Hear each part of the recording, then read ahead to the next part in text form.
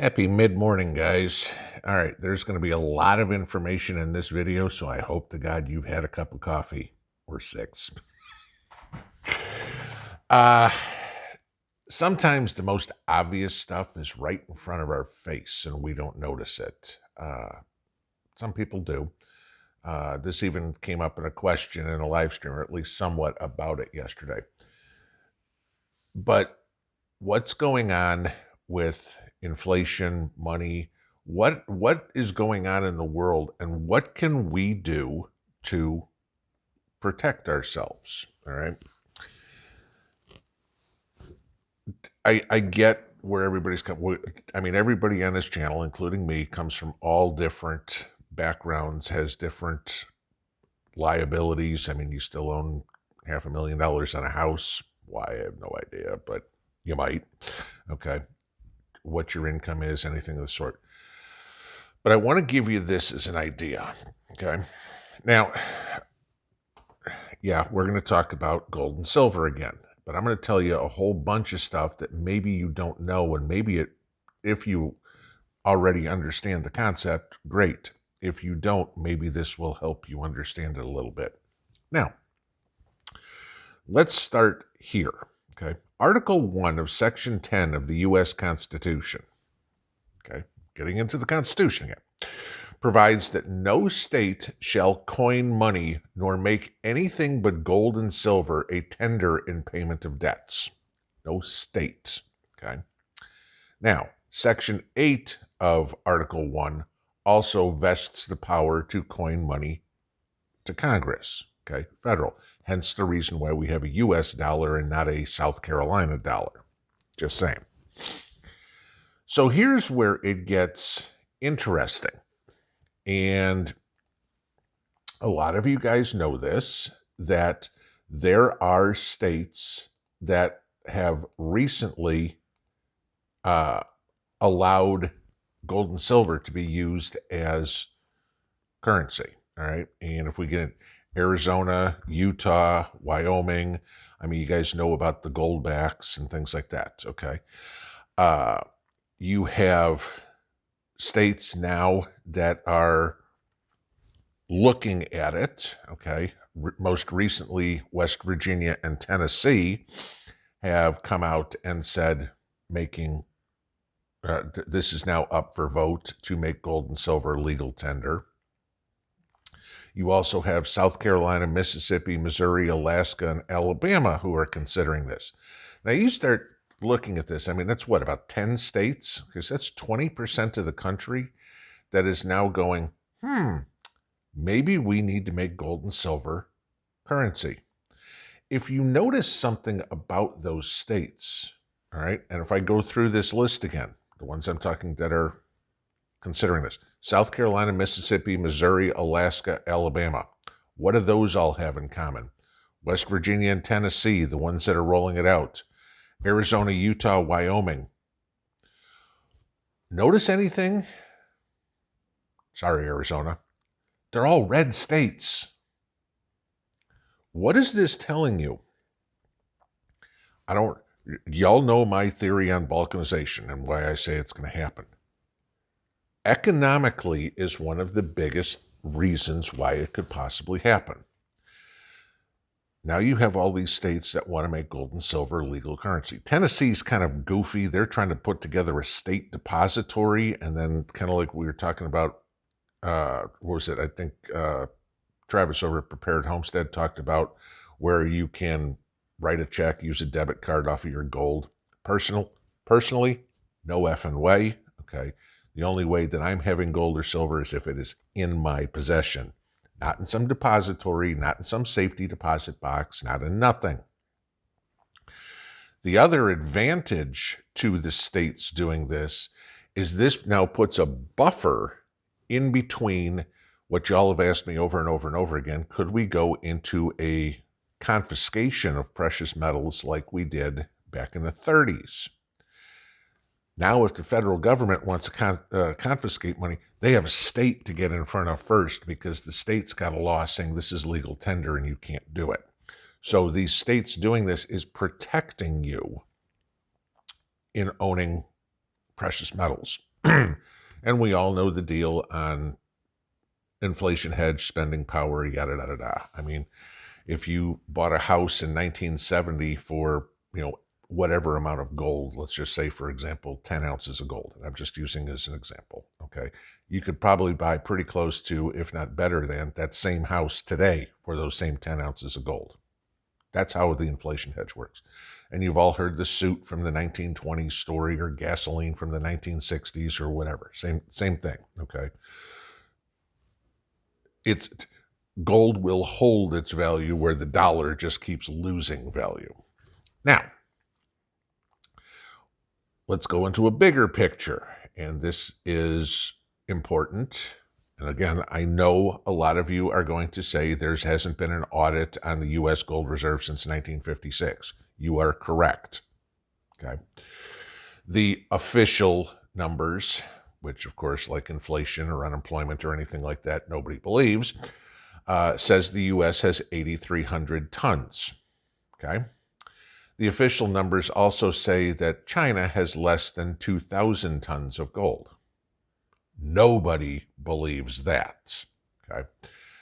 I don't even think the Chinese believe that.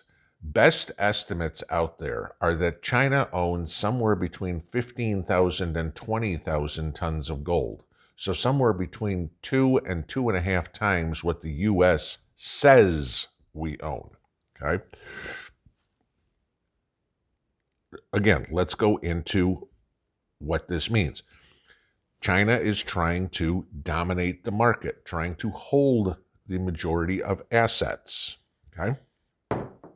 They want to get us off the petrodollar and onto a petro-yuan.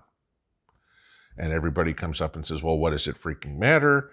Because the dollar isn't backed by gold anymore. True. But this is the concept of where they are going with this CBDC crap. All right?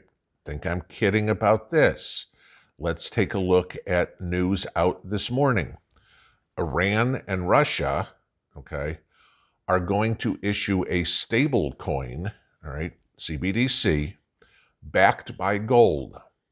Why do Iran and Russia want to do that? Because then you've got to buy oil or natural gas, which both of those are huge producers of, in gold. Are you starting to see the patterns? Fiat currency is dead.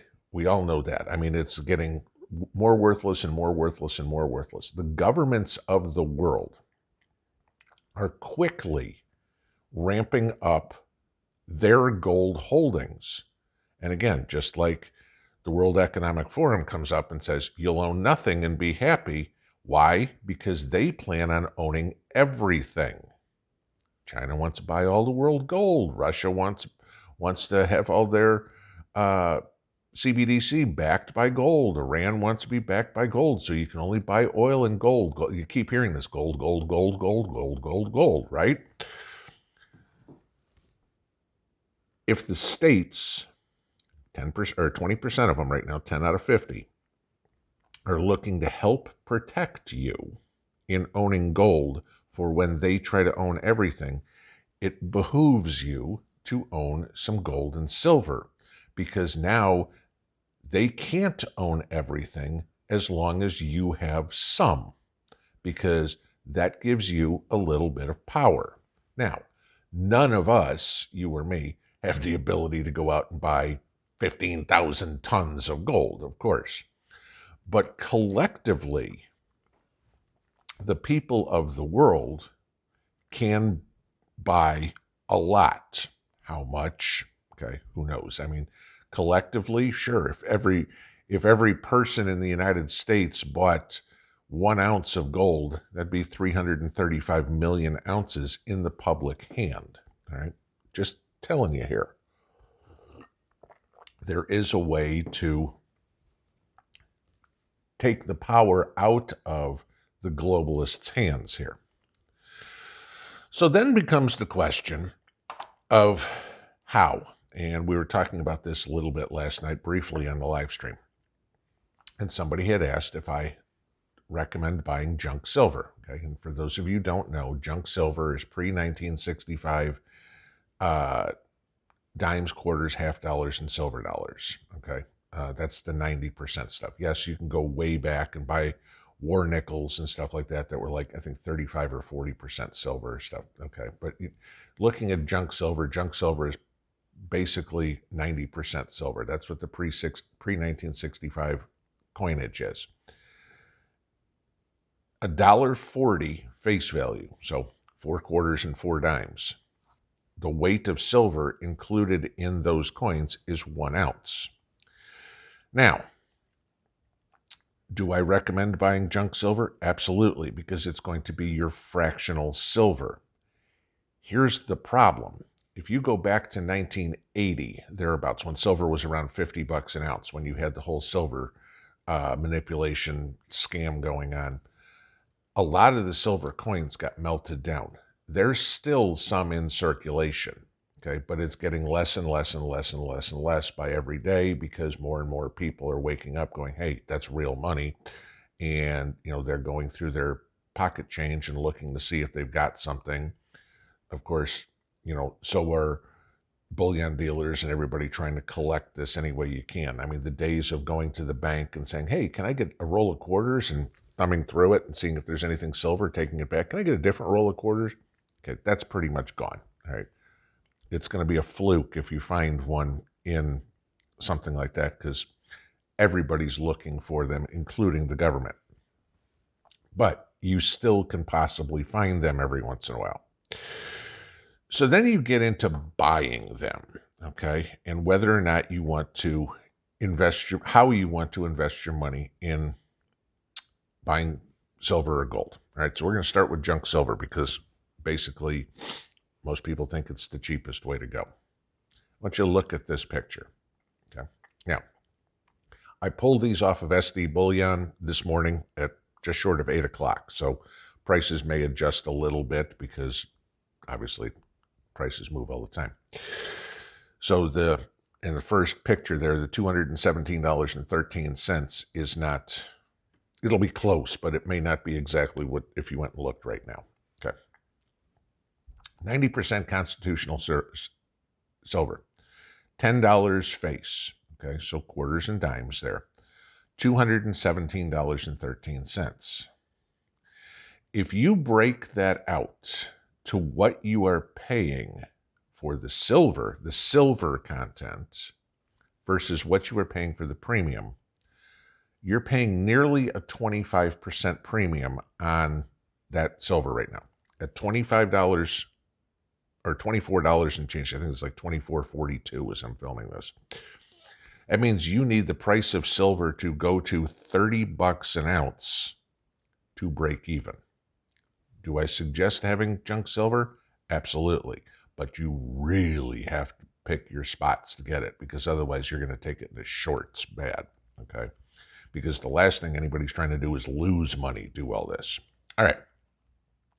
So then what's your next option? Well, let's take a look at silver rounds. And you guys know me on buying silver. I'm not a fan of Maple Leafs or Walking Liberties or Silver Eagles or anything like that. I'm looking for silver content, not numismatic value, okay? So right now, SD Bullion has a sale on these things, okay? Indian head, buffalo, whatever you want to call them. Okay, same as the picture that I'm showing you right here. Now, yes, they advertise as low as $1.79 over spot. Sure, if any of us are buying 500 coins at a time, I don't think that's in most of our budget. So we're going to all fall in the probably 1 to 19, all right? So 2707.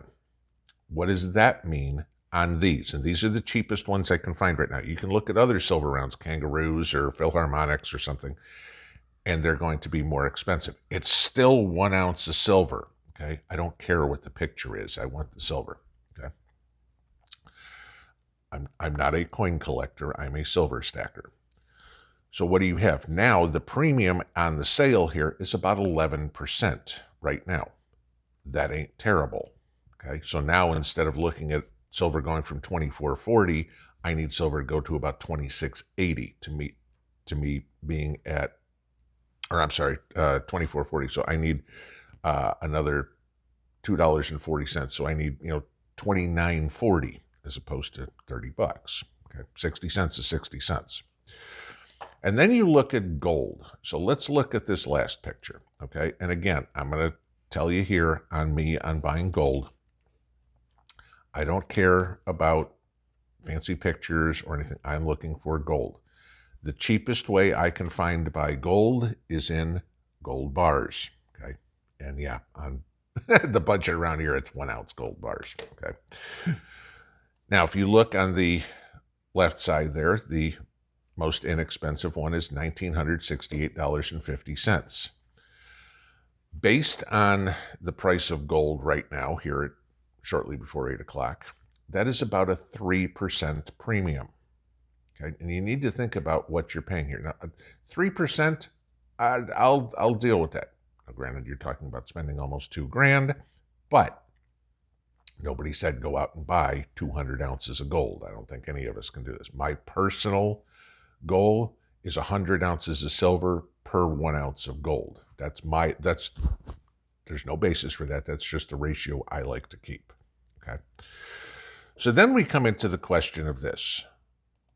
Is it the best way to do it? Gee, I can go out and get, I can buy junk bonds and get 8%, or I can buy treasuries and get, 3 or 4%, depending on, the duration of the bonds you buy. I want you to look at this chart, and I'm going to leave this one up for a little bit. This is the gold analysts and, precious metals analysts' expectations for the price of gold and silver this year. Now, some of them are out there. I will give you this. Some of them are very optimistic, let's say. But if you look in the left-hand column, 3,000 is possible. That'd be a 50% increase. 3,000 before year end, same thing. 2,200 to 2,400. Even then, that's better than a 10 to 12% increase. I'll take that. Okay. Up 20%. 2,500 to 4,000. If you see gold double this year, I'd be thrilled, but not counting on it. Okay. 2,100, that's still $200 up from here. That's still 10%. 2,250, 2,800, yada, yada, yada. Survey of mainstream banks institutions. I'm going to qualify this. This is one of two on gold that is below where the market is right now. 1831 average. I want to give you this, and this comes from working on Wall Street. Banks and brokerage firms are extremely cautious and conservative when it comes to what they're going to tell you, because they would rather be wrong to the downside than wrong to the upside. If they say an 1831 average and it comes in at 2,000, they're going to go, look, it did better than we expected. You can't complain about that. But if they say it's 2,000, their target's 2,000, and it comes in at 1831, then everybody's like, we trusted you, yada, yada, yada, and you screwed us, and they lose clientele. That's why they're very conservative. Okay. So when you see stuff come out of Bank of America, Morgan Stanley, JP Morgan, anything like that, Merrill Lynch, pick one, always figure they are very conservative on this. All right. But even looking through, Harrius Precious Metals says 1920 high. That's right where we are now. 2,100, 2,000. Okay. So pretty much the entire industry is expecting a good year for gold. Look at silver. Silver's in around 24 right now. Look at these. 30 to 33. Okay. I mean, that would at least get you to break even if you paid the junk silver premiums. 44, 35, 40, 29, 30, 30 to 35, 45, 38. And then you get into, again, what I just told you about the conservative ends on the institutional banks, 25, 25, 25, Bank of America, Commerce Bank. Okay.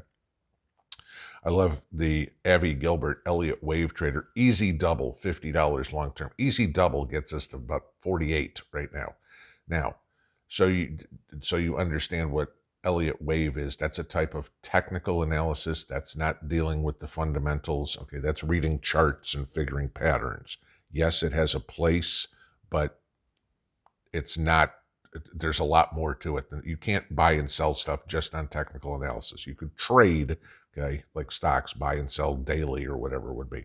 But for putting away, no. All right. 21, which would be a loss. CPM 2090, 2350. Nah, okay. I love this one. Gehring and Rosenzweig, 500 by 2030. Oh, we'd all love $500 gold in 7 years, or $500 silver, I'm sorry, in uh, 7 years. I mean, at that point, if this guy's right, you have a lot of pretty wealthy preppers out there who have bought silver. Imagine your return buying at 25 and selling at 500. Okay, it's 20 times your money. You gonna complain? All right, 34.70 and 25 again. This should tell you the entire industry is bullish on precious metals this year. The governments of the world are buying precious metals this year, or have been buying them. Okay, well, we all sit on the sidelines and watch the price go up. I mean, silver's gone from 18 to 24 since about Halloween. Okay, granted, yes, I know it was over 2,000 back last spring. Don't get me wrong. You got dollar cost averaging. Buy a little at every price you're holding for the long term. Okay, but this is the point, guys, and I want you to remember that what everybody's doing. The states, are at least 10 of them, seem to be on our side to protect us, okay? Probably to protect themselves too, and to protect the state, which also leads me to think that balkanization, okay, the dividing up of the United States, is on other people's minds. What are we going to do for money? Okay, we can't use a Federal Reserve note if we bail. What are we going to use for money? It's gold and silver. Okay.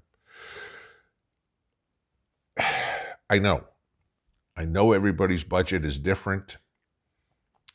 If you can buy some, buy some. If you can't, okay, if you don't have, $100 to go buy, roughly, to go buy 4 silver coins, or $25 to buy 120, you're probably going to go pay, if you're going to a coin store, you're going to probably pay 30, 35. They're going to get raped. But if you look around, and if you know what you're talking about, you walk into the coin store and say, well, the spot price of silver is 24. What the hell do you want 32 for? You want a 30% premium? No. Remember, the price of this stuff is not set in stone with the coin shop. You can barter with them, pawn shops, whatever. Tell them what you're willing to pay, see if they'll take it. Okay, because remember, if the guy bought the silver at 18 and he's getting 26 for it, he might still be happy. So certainly do something like that. But please do something. If all you can do is sort through your coins and look for stuff that's pre-1965, at least do that.